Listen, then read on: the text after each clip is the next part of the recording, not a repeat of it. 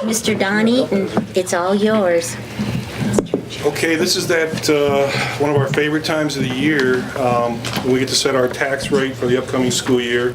And legally, we have to do that by September 1. We have to publish notice in the local newspaper, which we did, I believe, Brenda, in plenty of time. So that's been published. And so what I'm going to do, I think you have like a 15-page PDF file, and honestly, a lot of this is just backup spreadsheets and calculations that I use. I'm really just going to walk you through the first 2 pages of narrative real quick on how we do this. Most of you are probably familiar with that, but obviously, when we look at setting our tax rate, probably the biggest piece of that puzzle is the assessed valuation information that we get from the 2 county clerks. And they forward that after the assessor finishes it. So that's our tax base. In other words, that's the tax base that tax rate is imposed on. So obviously for any school districts, the tax rate times every $100 of assessed value equals the revenue that we can expect to receive. So in looking at the assessed value for St. Francis County, this year we're up to $294,433,689. That's an increase of just under $9.6 million over the previous year. It's about 3.4%. New construction accounted for about $7.6 million of that. And looking at St. Genevieve County, our total assessed value is a little over $36.7 million. That's also an increase of about $841,000 or 2.3% over the previous year. When we look at the district's total assessed valuation, I know we discussed some of this last week during the work session. Our total valuation now is over $331 million at this point. In looking at that compared to the previous year, that's an increase of over $10.4 million, 3.3% overall. So I think we can see that some of the projections Mr. Hart's using with 0%, 2% is very conservative. Of our increase of 10.4, new construction was a little over 8.2 million, which means that increase in value on existing property was a little over $2.1 million. Now, when you take this information, we have two different tax calculations that we have to do.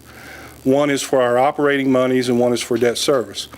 And in talking about operating monies, we can't just levy whatever we want. There's a maximum that's voted in the district years ago, and then there's these reassessment rollbacks that are forced, and the state does that by looking at 3 different measures on how much revenue you can grow in any particular year. So when we look at how much we can grow, they express it in terms of percentages, and they look at the growth in the adjusted assessed valuation. The adjusted assessed valuation is merely the total minus the new construction and improvements for that year compared to the total from the previous year. Now, when we look at that, the increase in the existing property was 0.6752%, not even 1%, and we're thinking, okay, but I'll take that because that's the first time in the last 3 years that number's not been negative. So that's a positive sign. So we're able to grow a little bit of revenue. When you look at those numbers, you're limited to that actual growth rate or the consumer price index increase, which was 1.7%, or there's a statutory of 5%. So you have to take the lower of those percentages, and that's the amount of permitted reassessment revenue growth. So we're using the 0.6752% because we did have at least some increase in existing property assessments this year. Okay, basically go through the calculations.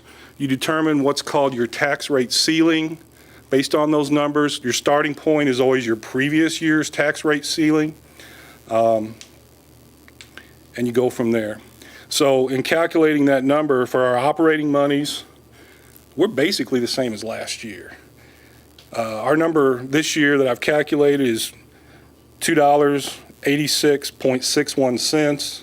Last year it was $2.86.48. So really just a minimal increase, and that is the maximum that we can levy as far as operating funds. Okay, any questions at this point? So like I said, it's not really, there's not a lot of subjective in there. It's basically taking numbers that are provided by the state. using your starting point from the previous year, considering the new year's assessed value. And so really there's not a lot of subjective in there. The only subjective part of that is whether we want to levy that entire amount, and obviously based on current budget conditions and the situation with state funding, we would obviously are going to recommend that we levy that maximum. The only way to increase that over that calculated ceiling is to go to the voters and ask for approval on a levy increase, and then you can increase that tax rate ceiling. Okay. The other calculation, as I mentioned, is debt service, and we reviewed this last week with Mr. Hart, so there's not a lot of new things here, new information you haven't seen. These calculations are based on adjusted assessments from both counties that Mr. Hart didn't have available to him because they just came in late last week, but the numbers are virtually the same. And when you compute your debt service tax rate, the maximum allow, you're always looking at your actual debt schedules. In other words, because those are bonds that have been issued, and those debt schedules have been approved by the board at some point. So you're actually looking at what it takes to pay your bonded debt for the next year, and you're allowed to build a reserve for the following year. And of course, you have to take into consideration some other things like how much money you have in there right now, certain other revenues that you put in debt service fund, whatever. But that's basically what drives that, is what are your bond payment schedule for the next year and the following year. Now, as Mr. Hart said and explained to you, and I calculated virtually the same number, we could have levied over $1.50, but in accordance with the plan, and I think we see last week that the plan works, we're going to recommend that we roll back a little over 60 cents and that we keep the levy at 90 cents. That would keep that 90-cent levy for debt service the same as it had been the previous 2 years. And when you think about over the last 2 years, what the board has accomplished through that, with that levy, is we were able to prepay some bonds, shortening the term of some of the debt. We're able to refund bonds at lower interest rates and save future interest payments. And as Mr. Hart explained last week, basically we increased our bonding capacity for facilities and other capital needs that we might have by doing so, because you basically reduced your future payments, keeping that levy the same. And of course, as he presented to you last week, we believe that 90-cent levy can carry us out quite some time. So that's those two calculations. In terms of if the board approves the proposed rates, what does that look like for next year's revenue? Our actual property tax collections for the past fiscal year was $11,874,000, and that was a collection rate of about 98.4%. What we've always done here, at least since I've been here, is we've traditionally budgeted at 97% collection. And most of the time we exceed that a little bit, but that's generally where we start our budget, is 97% collections. So if, based on these tax rates and the assessed value information that we have currently, at that 97% collection, we could expect to collect just under $12.1 million in local property taxes next year. What that would mean, that would be an increase in operating funds of about $170,000 and an increase in debt service funds of $52,000 over the prior year's collections. Okay, that's not the total. That would be the increased tax collections. So it gives us, it's not a great deal of money in terms of our budget, but it is at least an increase. So I think there's some positive signs. And so that would be the recommendation. We would levy the maximum on the operating monies that were allowed. Of course, we would, upon your approval, we send all this information to the county clerks and the state auditors, and they review that before they certify the rates. So that's kind of a quick walkthrough. I'll be happy to answer any questions.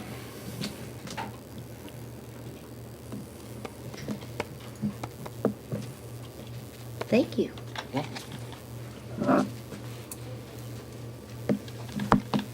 Okay, is there anything we need to do? Nope. Okay. I guess I will then entertain a motion to adjourn. Don't move. Seconded. Right. All those in favor? Okay, thank you.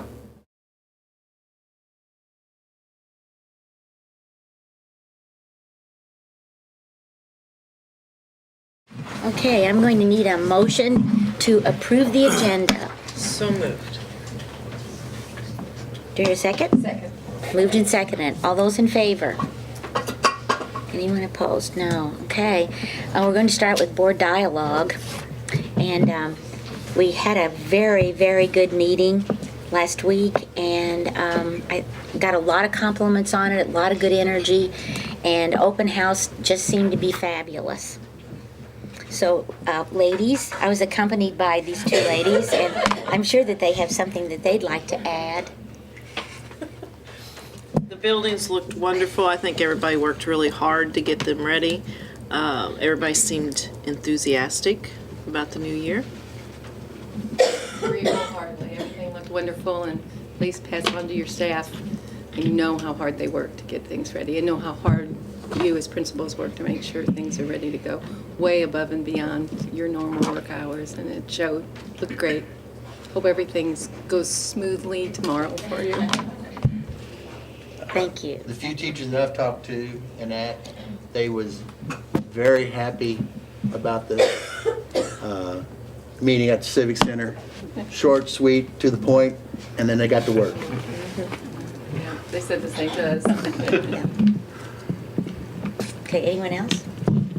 Okay, so best of luck tomorrow. Have a great start.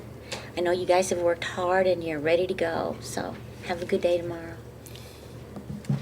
All right, we had a very nice card from the Burleson family. We sent flowers, and they had a ceremony last week and dedicated the middle school to Mr. Burleson, and I think that was a very appropriate. He was a very nice man, and he's going to be missed in Fredericktown and in the world of education. So, anyone else have anything to add in communications? Okay.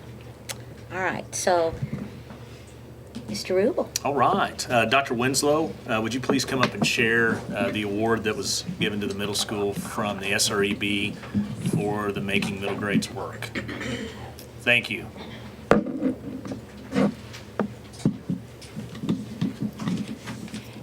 Good evening. At the end of June, I received an email from SREB, which is affiliated with Making Middle Grades at Work that we're a member of with the High School of High Schools at Work, that our middle school had received an award, an outstanding MMGW middle school for the state of Missouri. There was 26 states, and out of those 26 states, one school, high school, middle school, and technical school was chosen for each state, and Farmington Middle School was the middle school that was chosen for Missouri. So that was really cool news to hear. And we were chosen, what it says on the we received this plaque at their opening ceremony, and so that was kind of cool. It's a really big ceremony, and Dr. Gene Bottoms has an address, and the things that he was saying in his address, I just got goosebumps, because those were exactly the things that we're working towards in our district, college and career readiness. And what it says on the plaque, it says, demonstrating outstanding commitment to implementing the MMGW school improvement design and improving student achievement and readiness for high school by increasing the quality of experiences provided to students. So we have this hanging out in our foyer, and thank you for making it possible that we can be a part of that organization. And I know we've received a lot of support, and I'm looking forward to more things happening. So Congratulations. thank you. Thank you. Thank you. All right.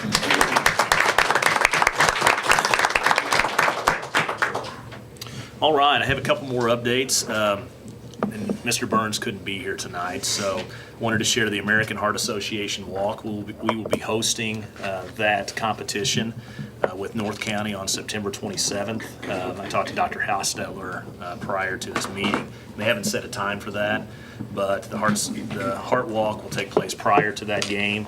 against North County. I think last year it started at 5. I think they're talking about either 5 or 5:30 this year.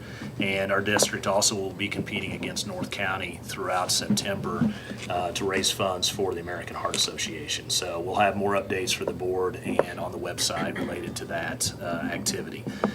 We also had some exciting news related to the FEMA update.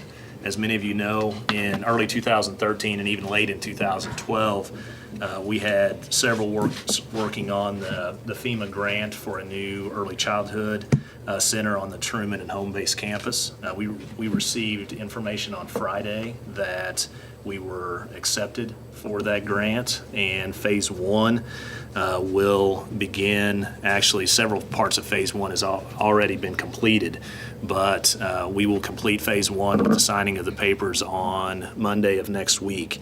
Again, that proposed building includes 10 additional classrooms, appropriate common spaces, and includes areas built for tornado or safe room specifications. So, as we've discussed before, the civil engineer and the project manager were already selected by the board in March, and completion of phase 1 will include a selection of an architect and completion of the design of that facility. And obviously, we want to include the staffs at both of those campuses in on the finalization of the design in those pieces. But again, we're very excited about this opportunity. The district will be responsible for 25% of the financial obligation of the Early Childhood Center, and that's projects related specifically to the safe room cost. FEMA will pick up the other 75%. And again, we're looking forward very much to phase 2, which would be the start of construction on that new site. And I think that's a wonderful opportunity for our kids, and also, as we've talked about as a board as well, pieces of this, that 25% and the additional cost going into that building could also be included in the bond issue, the potential bond issue, if we so choose as a board. So that's exciting news and great for our kids as we move forward in the future. Mooresville Technology Professional Development that we attended. We wanted to share with not only the board but everyone here the great opportunity that we had to go to Mooresville in July. I attended in late July with Mindy Southern, who couldn't make it tonight, but she's here in spirit, believe us. Shanna Turner, Andy White, and Sarah Long all attended. And again, it was a great 3 days of the conference. And again, we have a short video to show everyone. I think it's about 4 minutes in length, and I'll let Mr. White go ahead and start that, and then we'll have a few comments after the video.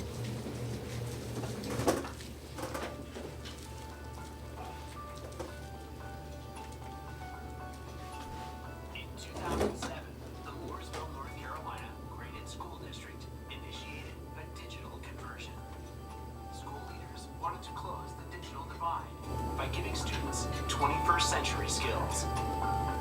Meaningful instructional tools were made available to every student and teacher. All kindergarten through 3rd grade classrooms have an interactive whiteboard, and every 4th through 12th grade student has a laptop. It all started with a vision and a motto. Our motto for our school district is every child, every day. And the whole focus is on improving the work with students and enabling teachers to do their best work. Life is different at these schools. Teachers and students recognize how the digital conversion has dramatically enhanced teaching and learning throughout the district. Before it was more book-oriented and it was very boring and dry.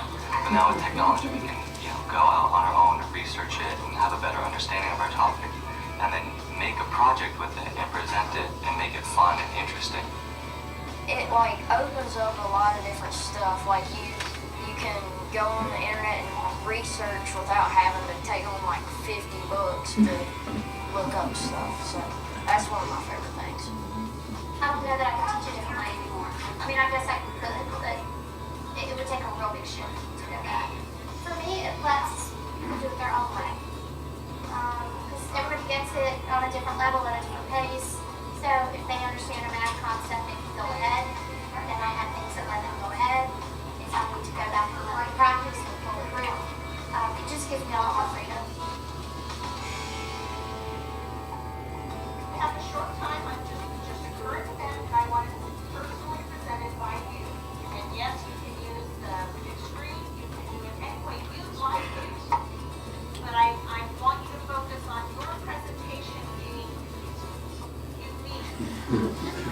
personal laptops. Students are able to have an individualized learning experience, which also allows me to differentiate across different achievement levels and different skill set levels. The students take more accountability and more responsibility for their work because they're intertwining what we're teaching with their own, interests, which is technology and other forms of technology on the laptop. He taxed them too much and stole all their money, so they cannot pay for their tea and honey. County NC was a place to be. We be rapping off the Learn NC. Yay! Clouds are gray, just watching the sky. They look like chains, way up so high. It was much more fun. It helped me learn and understand the regular movement a lot better than just reading a book. When you put it in a song, it helps you memorize what you're singing about. It's a lot easier way to learn. They gave us the chance to learn our own way. They gave us the chance to personalize our answers to the core concept. This is so fun to use a laptop every day. Yes, they will be more likely to get a job because they have experience with computers. That's the way the future is heading, and they will have no problem adjusting to whatever life throws at them. That puts them one step ahead of the game. Across the Mooresville graded school district, attendance and graduation rates have improved, while out-of-school suspensions have decreased by 64%. At Mooresville Intermediate, math, reading, and science scores have all risen dramatically. Mooresville Schools ranks 4th in the state for district achievement, but ranks near the bottom in per-pupil expenditure. Yet the digital conversion has been accomplished for approximately $1 per child per day. For more information, visit sas.com/dataculture.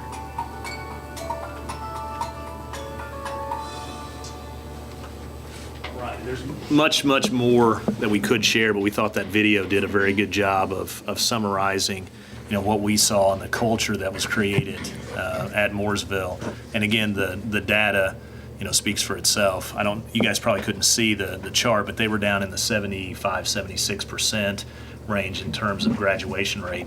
And one of the things that really stood out to us, and the reason we wanted to go visit Mooresville, not only are they doing great things, but they're a district that's very much like us. They're a little larger than we are, close to 5,000.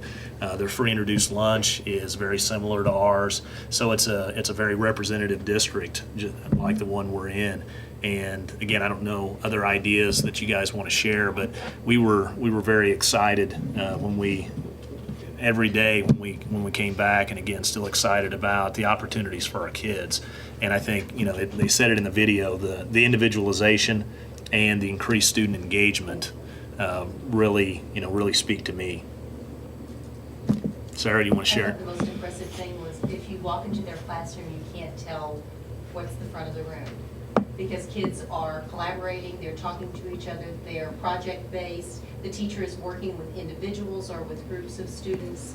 Students are really in charge of their own learning. They track their own progress. So they have a lot of great suggestions and great ideas. Plus, they're willing to say what didn't work, which is a great value. Not only are you hearing what really works, but also some things to avoid as well. I think what I took away from it is that every person, every department, staff and students all bought into it and made it successful because they bought into it, not because the teachers or administrator or board wanted them to, because they wanted to themselves. I took away that they invested in their teachers. Those teachers became teacher leaders, and I think that we're on the right path to doing that. We're implementing the technology, especially the lower grades. They use their interactive smart boards, then they transition to the iPads, which is exactly what we're doing at the elementary level. So I feel like we are on the right path, and we're really starting to invest in our teachers more to be those teacher leaders throughout our buildings. Sounds good. And we'll be giving monthly updates related to our progress towards increased technology and really changing the way that we use technology in the classroom for the good of all students. So, all right, that's all I've got. Okay. Anybody have any questions about summer school or anything for Sarah? Okay. It went well, summer school? Yes, and you'll notice that our ADA is actually up, so we had a successful summer school. And next year, we're talking about some changes, including possible academies, like a technology academy or a fraction academy. So we'll continue to improve. Okay, thank you. Is Mr. John Krause here? There he is. All right. It's showtime, Mr. Krause. All right. When I talked to you all last spring, just a couple samples here. When I talked to you guys last spring, though, I had informed you that we were, or updated you that we were working on aligning plans across the district. In the past, we had our flip chart. So one of the major undertakings that we've done is, with the help of the safety committee, we've gotten rid of that flip chart. It was kind of outdated, kind of hard to use in emergency situations. This is a classroom reference guide.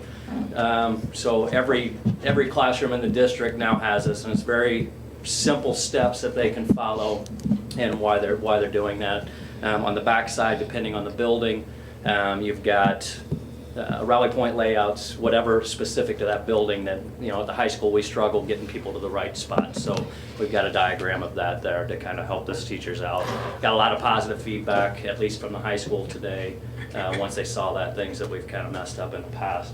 Another thing that we've done, worked with Andy yesterday, when you go to the school website, I'm a staff member, down at the bottom here we have a section for emergency operating procedures. This is going to be geared more towards administrators, so when you click on that, it opens up, and basically we have files that can basically help administrators manage any type of incident. Specifically, if you look under responses, we've got a few glitches here. There are 24 different types of incidents that could occur, and basically it's just a checklist that administrator, you know, if they've got their tablet with them, they can pull it up and help them make sure that they're hitting the high points. There's all the forms, and we'll continue to add to it. There's an incident log, you know, that we're going to upload to the tablet as well, where they can kind of keep track and manage an incident as they go. If you go back, I'm sorry, to the folders. As we continue to improve and progress, if you look at incident command, and you don't necessarily have to open it, but basically what we're moving towards next is setting up training. As on the 28th, our district committee members are getting back together. They'll take what we have here, and then on the 30th, they're going to get a couple hours where they can upload building-specific information. But as we go through in the future, we'll have, besides just our search and rescue team and our medical team, we have other teams that need to be put in place with our incident command. So part of that is going to be going into the buildings and getting specific training for each of those teams. And I know with Washington Franklin, we already have set up for September 12th, I believe, to start instituting that training. So that's kind of what we've been doing with getting things aligned. We have lots of form letters, templates, so all we got to do if an incident occurs is go type in the appropriate information for what we had, and it's ready to go home to parents. So that's one thing that we've been working on. We've got training date set this year. Rather than doing just drills district-wide throughout the buildings at the same time, we've set up different times in each of the buildings so that I can go in, and we're going to be doing a few little twists and turns on different drills, see how we respond to that, and then I can work with those administrators and see where we're deficient, see what needs improvement, see what we're doing well, and maybe change that over to another building that may be struggling in that area. So we've got the first semester date set, and then we'll wait till the second semester. The big one with the drills first semester, towards the end of middle of November to the beginning of December, depending on the building, we're going to be doing an earthquake drill followed by a reunification drill. We've had the plans in place for a reunification drill, but I think it's really necessary in all the buildings to get to that secondary evacuation site and let the teachers see how it would actually work. The other piece of that is I have some information to go on the website to get out to parents what we kind of expect out of them, if we were ever in a situation and buildings became unsafe and we had to return those students. So that information will go out as well. Probably the last thing to update you on, we've been working, I updated you last spring on enhanced lockdown procedures with the doors. We have 4 doors over at Jefferson. We've been kind of experiment to see what works best. And we've run into some issues here and there in deciding how we're going to do that. One issue that we had was with fire code. We've worked with the city and have approval with the city and going forward with our plans. So now we're kind of left to figure out what kind of hardware we want to use and at least expensive best case scenario. Speaking with Eric Shelton today, one of our tech classes actually has the capability to produce some of that hardware for us probably. So we're going to continue to look at that idea, and hopefully it'll be a situation where those classes can produce the hardware that will later be used in the classrooms. That's basically my updates. I want to thank the board and the administrators because they've really jumped on board making safety a priority in the district. I think we're headed in the right direction and doing a good job. John, up back at the high school, eventually will it be just the front entrance that everybody will come in and out of? It's supposed to be that now. Those exterior doors, and the high school is quite frankly a nightmare.